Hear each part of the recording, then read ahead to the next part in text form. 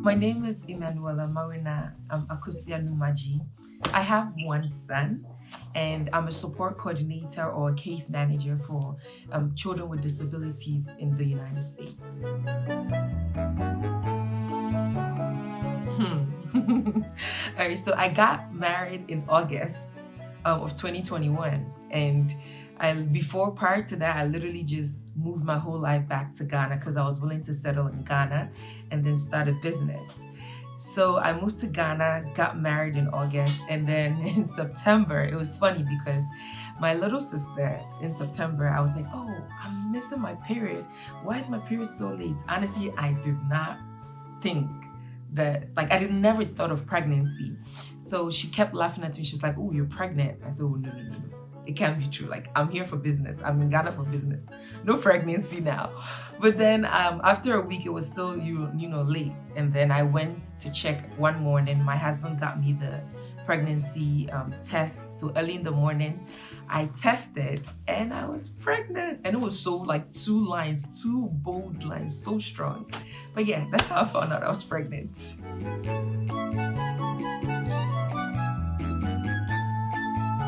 To be honest, it was mixed feelings. I was excited because it was something I never, thought would ever happen anytime soon. But on the other side also, that's not my mission. My mission to Ghana was to do business. I moved my whole life there, wait for a couple of years. That's what myself and my husband decided on, to wait a couple of years before pregnancy. So it was mixed feelings. I was kind of, happy, but at the other side, I was like, that's not my plan. But at the end of it all, it's God's plan. So the attention you get, everybody trying to help you, especially in Ghana. Everybody trying to help you. If you even go and buy watching in the morning, besting why? Oh, sorry, why would you besting no koto wachira 7? That kind of attention.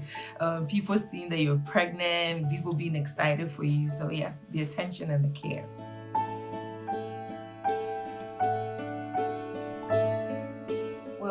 During my pregnancy, I could not eat in the first 2 trimesters. I found it really difficult to eat. I found it really difficult to put down food. And then I think a month after I knew I was pregnant, I went through something which I really believe that no woman should go through. I went through fibroid degeneration. I didn't even know I had fibroid. So we went to the hospital after we checked. And we found out we're pregnant with a home test. We went to the hospital, we were told we were pregnant, we were excited. And then a month after, I started having severe pains. And by the evening of that day when the pain started, I couldn't walk. I was literally my husband had to carry me into the car, rush me to the hospital. I wasn't bleeding, but I just couldn't walk because the pain was from my abdomen all the way down to my buttocks. I could not walk. So I went to the hospital. I was put in a wheelchair and it was evening. And I remember the doctor saying, oh, we'll just give you some para and then you'll be fine. It's just, painkillers that you need. And I was put on a IV fluid for para and nothing happened. The pain was still there after an hour. And the doctor came back and said, you're still in pain. I was crying. I'm sure everybody in the hospital was just looking at me, but I was in so much pain. I couldn't just imagine what was going on. So a scan was done the next morning. So I went through that pain throughout the morning and a scan was done and it was shown that I actually have fibroids. And these were really huge fibroids in the womb, right next to the same sac with my son.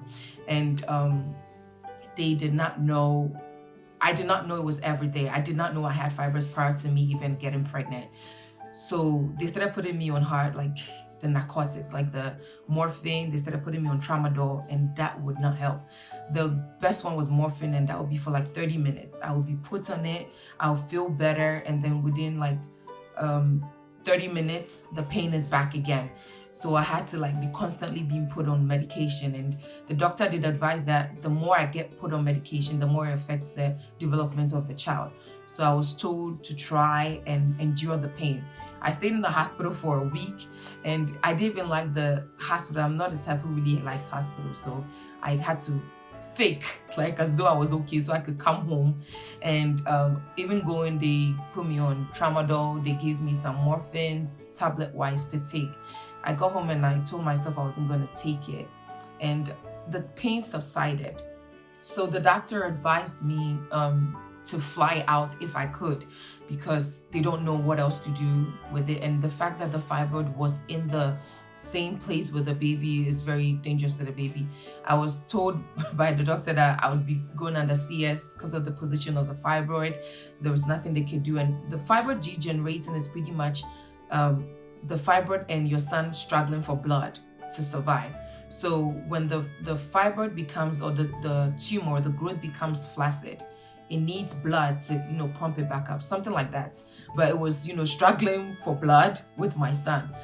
So I was, I came to the US and I thought maybe it would be different. You know how they always say, sorry to the health workers in Ghana, but unfortunately they say it's not, Ghanaian hospital is not the best. And I don't think so after I came to this hospital here in the US, because they told me the same thing pretty much. I was rushed to the ER and they told me the same thing, that it's fibroid degenerating. They're going to put me on morphine again, which I was a bit skeptical about. And they said, you know what, take it for like a couple of days and stop taking it, because again, the more you take it, the more it affects the development of the child. So fibroid degeneration is what I was going through. It's the process of what was happening to me. So I had fibroid and I did not know about it. And then in it being degenerating, it's flaccid. It's usually if it's a tumor, it's usually very big and hard. But this is where it's flaccid. It's becoming loose, and it needs to get blood to be able to be there, which is annoying. But the process of what I was going through is what we call fibroid degenerating. So some people go through pregnancy without ever having any problem with their fibroids. So according to the doctor here in the US, they said it's more likely to happen in Black women more because of hormonal changes and imbalances.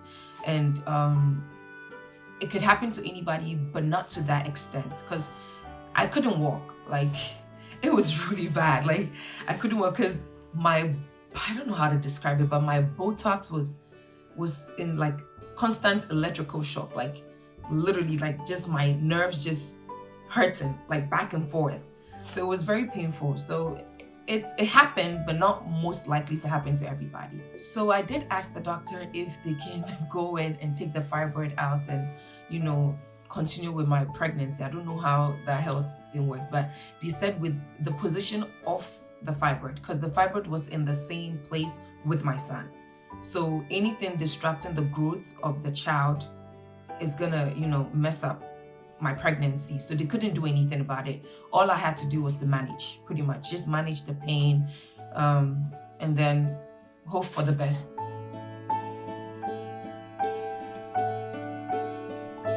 On the day of my delivery, I actually went into labor on Friday, and it was a Friday afternoon, which I was told I was going to go on Wednesday, but I came on Friday. So I was excited. I'm thinking, yay, labor has started, I could get off this pain, I could go push my baby boy out and then be excited. But I went to the hospital and they told me, oh no, you're not dilated, you're just going through, pain.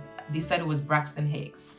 I said, okay. So I came back home, but it was getting severe. And on Saturday morning is where I saw the blood. There's this thing you see in your, when coming out of under there, that's like blood clots. That shows that, there's something happening. The baby's head has dropped or things are happening. So on Saturday afternoon, we went back to the hospital again and they said, oh no, you're not in labor. And at this time, everybody at the, labor and delivery triage, the ward, everybody knows me, because I remember the lady at the front was like, oh, you're here again, because I usually go there a lot. But I went on Saturday, it wasn't happening. So on Sunday morning, I was in so much pain, and I could now time my contractions. So it was 5 minutes apart, and 5 minutes apart, they tell you to come to the hospital. So I came to the hospital on Sunday morning, like 11 thereabout, I remember, because my little sister, we didn't go to church, we stayed home. You know, my little sister was so excited, packed my bags, put it in the car. We're like, yeah, we're gonna have, you know, this child today. We got to the hospital and I told the doctor, I'm not going back home. We're having this child today. And she said, okay, if we check and you're more than 2 centimeters dilated, you could stay. So we were waiting and we waited in triage, and lo and behold, I was 4 centimeters dilated. So then I was taken to the labor room for to, you know, get the process going and stuff like that.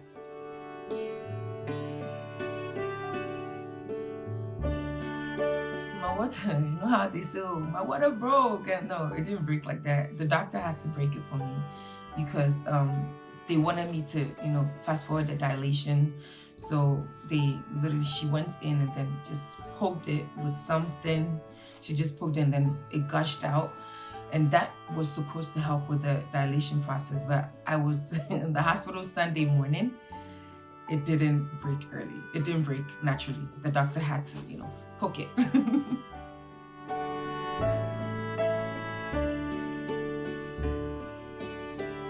Hey. This thing called labor, it's my prayer that all mothers experience it, because if you don't experience it, when you're talking about it, you cannot relate. It's painful, oh. Hey. Like, it's a pain that it's like a wave, like it goes and comes.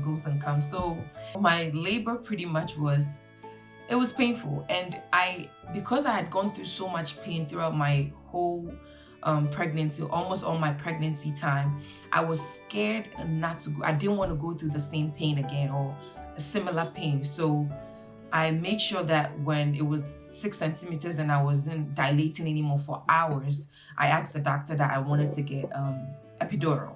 I did get epidural because I didn't want to go through pain, because I've been through a lot of pain and I was tired throughout my pregnancy. So all I wanted to do was to just get epidural and then be done with it, like, you know. And I asked when I was 6 centimeters dilated. So that was also another, hey. So pretty much you had to bend, and then the anesthesiology would come and then poke your back with something. So what the nurse was trying to do was to distract me so I don't move, because they tell you that the moment you move, you could affect your spine and hence you walking. So already you're in pain, you have to bend, and if a pain is coming, you have to hold on and then endure the pain and then get the epidural. So unfortunately for me, when they were poking me, he couldn't get it in so fast. So he did it for like a good 10-15 minutes. So I was gushing blood from my back a bit. And then after some time, they got it in. So it kind of affected my back a bit after, you know, the whole pregnancy. So yeah, I did get epidural. After that, it was nice. What's the epidural does, it makes the pain more like pressure, not pain. So you would know there's something happening, but it's not painful. So I was able to sleep through, and then Monday morning at 5, something happened. Okay. So Monday morning at 4:30, I felt the urge to push. And I didn't even know, again, I'm a first-time mom, I didn't know that when it's time to push, your body would naturally want to push. And that's what was happening to me. And I told the doctor that I can't control it, I need to push. And before I forget, let me go back. I was given, I don't know what the name is, I was given a medication to speed up my dilation because I wasn't dilating fast enough.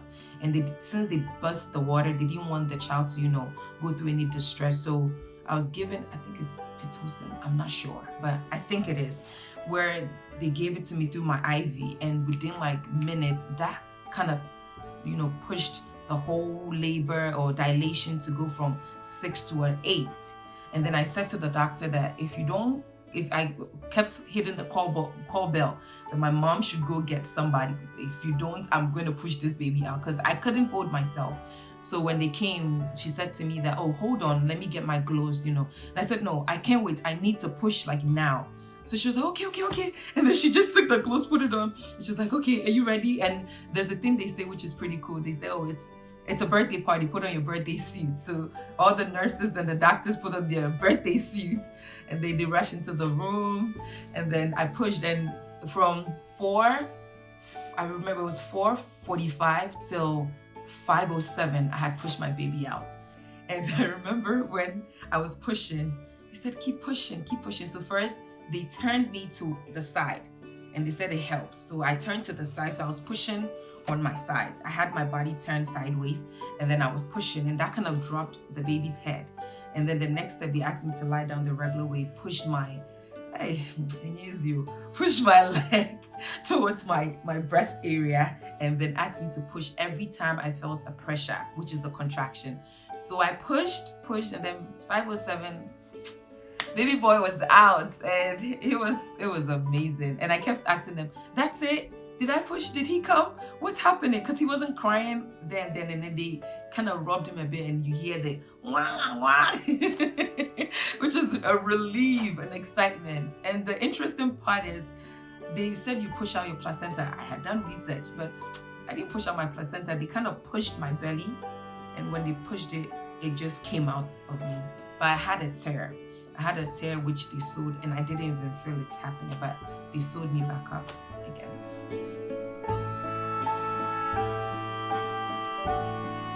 I was shocked. So this thing that happens to some women who give birth, that you become cold and you start to shiver. So that's what was happening to me. I was in shock. I was shivering. I was looking at everybody in the room. My mom was in the room. My little sister was in the room. And the doctors and nurses, and they were all like, "You did a great job. This is your son." So I'm holding the child, and I'm like, I did it. It was a proud moment, and more of like a relief, like it's done, I've done it, he's here, like I'm holding on to him. And I did ask, so when you're going for your antenatal, they ask you if you want to have a birth plan or what's your birth plan. So my birth plan was that he was going to be on me for 30 minutes to an hour before they take him away. So pretty much he was on me. We did skin to skin, which I loved because he was just melted into my body. It was so beautiful. And then I tried to breastfeed. Hey, another one. I didn't know that breastfeeding was a problem, but it wasn't, really going well. But, they put him on me, and I felt good. I felt happy. I felt proud and relief.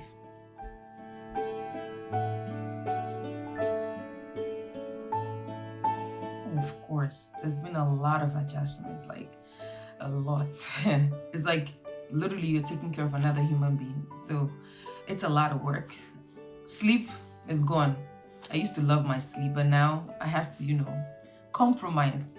And pretty much the baby becomes the boss. The baby controls your every move.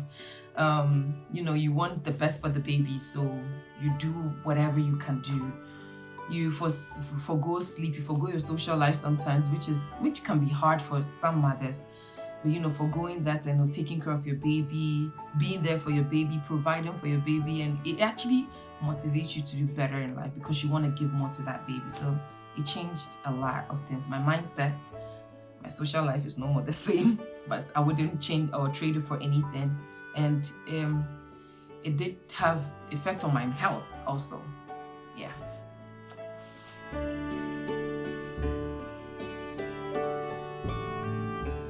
One thing that surprised me was the rate at which your body is strange, but I don't know if any woman will relate. But I did ask my nurse when I went for our appointments, and they said it was pretty normal, where your body smell changes. You sweat a lot, you go through postpartum depression, which I didn't think I'll be one to go through that because I'm pretty much a happy person. But you go through a point where you cry without nobody even touching you. I just cried. I had more of my downside in terms of mentally after my pregnancy than during my pregnancy. So yeah, it really surprised me that I could go through that route.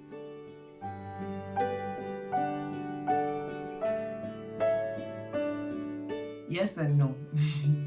I remember asking my mom just a couple of days ago that does she think I'm doing the right thing, because she's an expert. She has 3 kids, so sometimes I don't know what I'm doing, and sometimes I just hope I'm doing the right thing for him, because you don't want to be the bad mom. You want to give all the best. So sometimes I don't know what I'm doing. I'll be honest. It's a try and error, and hopefully ebefa.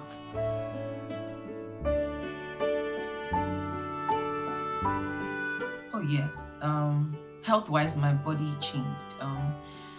Unfortunately, when I finished giving birth, I began to have very severe pains in my upper abdomen area to my chest, and it was terrible. I couldn't hold my son for 6 months. So I gave birth in May, and until November, I couldn't hold him for a long time. And every time, because of the pain comes and it literally paralyzes me to the ground. I was in so much pain, and we didn't know what it was. So it did change my body. Anytime I'm home, I have to be home with somebody. I can't be home alone because the episodes could happen. And in November is when I found out it was gallstone. I had gallstones and I had to go for surgery. So the reason why I had gallstones was because of pregnancy hormones. So pregnancy hormones caused me to have gallstones. And in November, I had to go take my gallbladder out. So yeah, it changed a lot.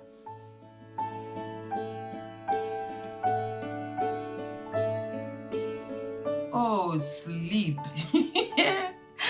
If you're one person who loves to sleep, then just psych your mind that you're not going to sleep that much. It's sacrifice. That's what I'll say. I love my sleep before pregnancy. I don't get it that much because like in between hours or in intervals, your child who's going to wake up needs your assistance, needs food, needs you to, cuddle him back to or hair back to bed. So my sleep is away. I haven't had a good sleep.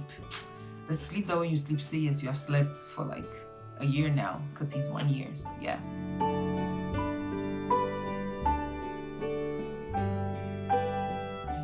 There's a saying that when your baby sleep is a lie.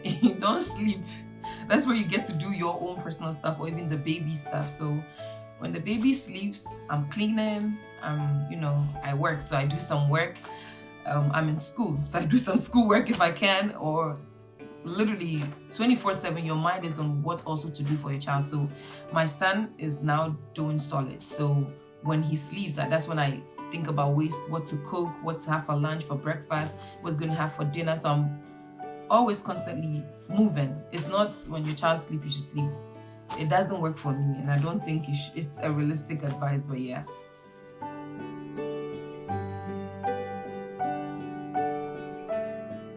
I thought when you're breastfeeding, all you have to do is to put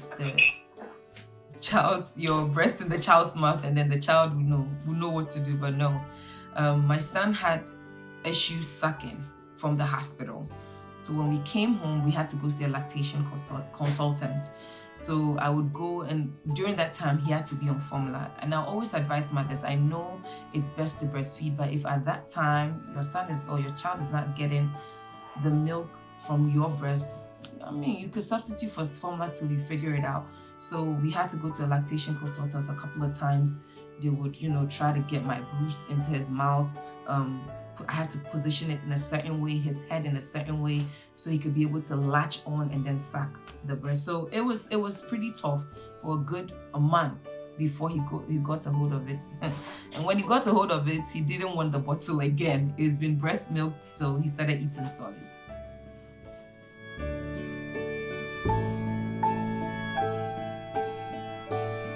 Very much. I did not think I could do a lot of things I do, and I do surprise myself each and every day when I wake up that I have another human being I'm taking care of. How can I make his life better? How can I do better for him? How can I give him the best of the world, So yes, I have surprised myself. I didn't know I had this much energy. I didn't know I had this much insight. I didn't know I had this much willpower till, I had a child. It changes you. It brings out the good in you and sometimes the bad in you.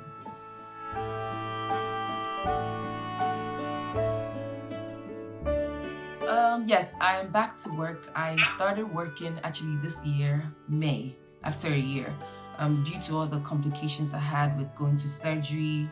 I just didn't want to do anything because my body was tired. So after a year, I'm back to work, trying to go to work. I work hybrid, so sometimes remotely, sometimes in the office. So that's a bit better, and family helps with him also. So trying to juggle my schedule to make sure that somebody's with him, he's getting the best of care, or I'm here. If I'm here, I'm giving him the best of care.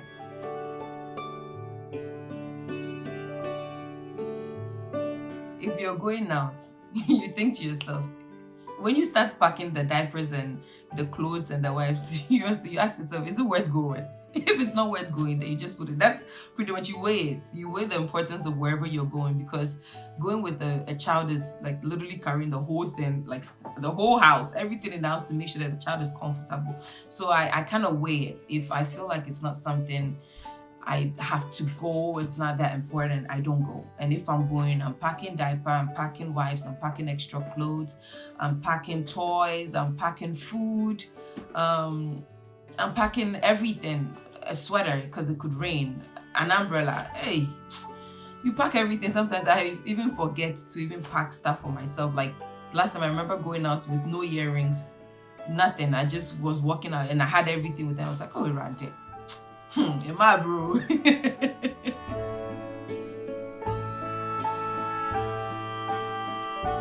My advice is, don't buy too much because they grow fast.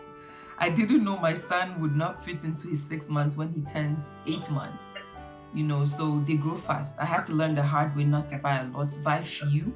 And remember when we were young, our mothers used to buy us big clothes, and now I understand, because you grow inside, so these things are there where you have to buy. Now I buy little. He's 1 year old and his growth sprout is very, he's shooting very fast.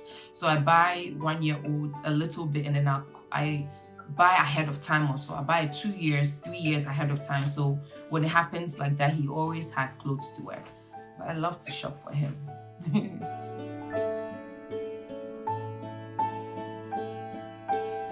The mom hacks that they said that didn't work for me was the breast milk.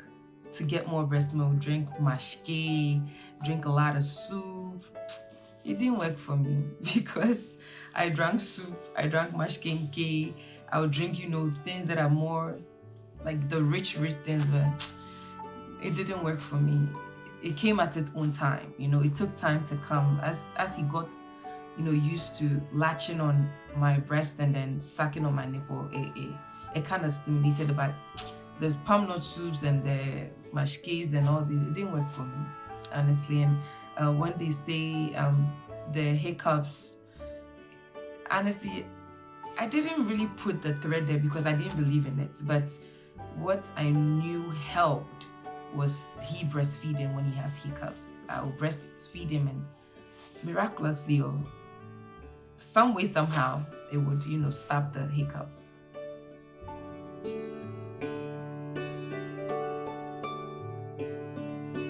So yes, I do have nicknames for him. I started giving him this nickname when we got home, and if I'm doing something, he's crying. He doesn't like, his diaper being changed. He's not the baby who cry when he's wet, he's done number 2. He doesn't care. And when you start to change him, you're disrupting his, routine. But the nickname I had for him was, I still have for him, is oh boy, oh boy. Like if I'm changing, I even made a song out of he's called the Lassie. So I'd say Lassie boy, oh boy, just to get him to giggle, and and it works. So even now he knows that name. If I say oh boy, he knows to peep his head and say, what do you want from me? But yeah, that's the name I had for him.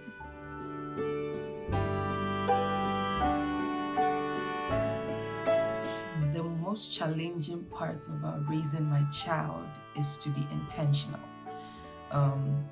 When you don't have any, child or yet, you get up and you take your bag and you leave. But this time you have to be intentional. From the time you wake up in the morning, throughout the whole day, you have to kind of plan, and it gets you to be, alert.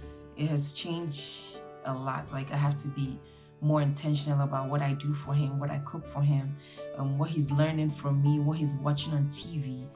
So it has made me very intentional and very responsible, I would say.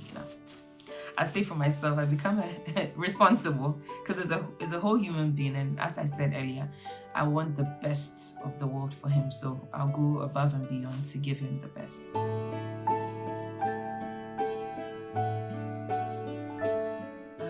The rewarding parts now, when he was a bit more like, he's 1 year now. So when he was a baby, it was just the giggles, you know. You would do something, your baby would laugh, and that just melts away everything. For now is the, you know, the bribery hacks and the, you know, cuddles he tries to give you when he knows he's being naughty, and also the giggles. He loves to laugh. So every time he's laughing, it just, you know, whatever I'm going through, forget to be, my baby just laughed. I feel better. That's all that matters. So the laughter, you know, the laughter, and it makes you know that you're doing something good. Your baby feeling love, laughing, being excited, being happy. That's fulfilling.